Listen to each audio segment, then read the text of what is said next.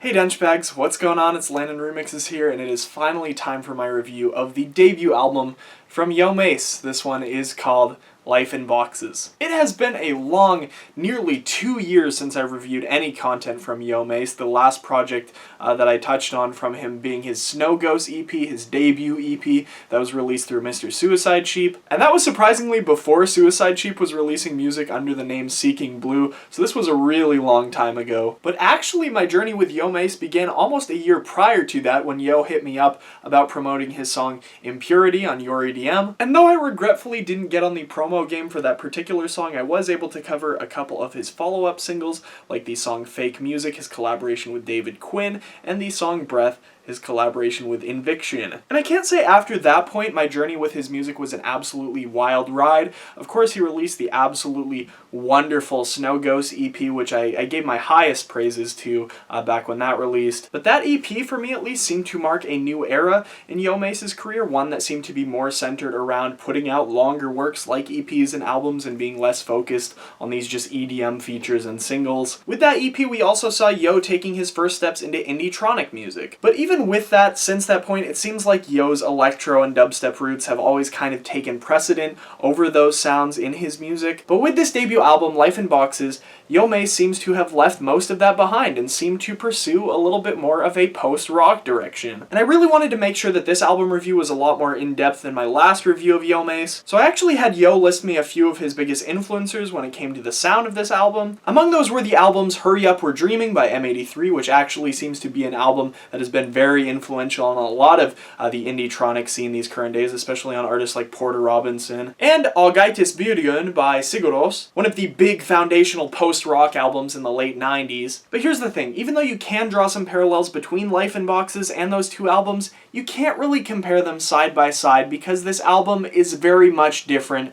than both of those projects. I probably would say though that the bigger influence of the two on this album is that Siguros album. You can hear that influence in those long, airy, atmospheric pads, you can hear it in the guitars, and you can even hear it a little bit in the vocals, of which also kind of reminded me of some of Coldplay's later music like on Milo Xyloto and Ghost Stories. But when you go and take a look at this album as a whole and you see that it doesn't really sound a lot like either of the two albums that mainly influenced it, I'm really impressed. And that's the problem with a lot of these EDM albums these days, is that when these artists go to release EPs and albums, they're honestly very undistinguishable from each other. And while this album does have a little formula to it, I feel like that's only used to tie these tracks into each other in the context of this LP and not with the rest of the EDM scene or the rest of the rock scene or anything like that. And I'm going to say this as a compliment. If I wanted to give this thing a full-on, point-on-point review, I would have to spend weeks with this thing. There is so much to dig into with this album. Whether it be the lyrical themes, the sound design, the dialogue that's flowing through a few different tracks on this. You can tell that there's an overall concept with this album, but it's very hard to pick out exactly what he's trying to go for with this thing, and I think he's honestly leaving it up to listeners to kind of figure that out on their own and interpret it in their own unique ways. And along with that, just in my own personal taste, there are so many different elements of this album that have combined different genres of music that I'm so in love with that Yoe has combined together perfectly to create this beautifully harmonious album. Pop, ambient, rock, cinematic, alternative, even worship music I can hear a little bit of influence on when it comes to this album. I actually have very little to fault with this album, so I'm going to get my one minor pick out of the way before I dive into the rest of this thing. And that's the song After Hours, which is very pop influenced, and normally I wouldn't mind something like this. In fact, I actually don't mind the song that much by itself, but in the context of this album, it's very out of character for a song so bright and so poppy to be featured in it, especially toward the end of the album, which gets, in my opinion, a lot darker than in the very beginning of this thing. It's also got that really offbeat Jack U snare that I've talked about so much in my reviews before. That makes an appearance on this song, which I thought was a little bit odd. And that's not to say After Hours is the only pop influenced song on this album, because that would be a total lie, because there are other songs, especially early on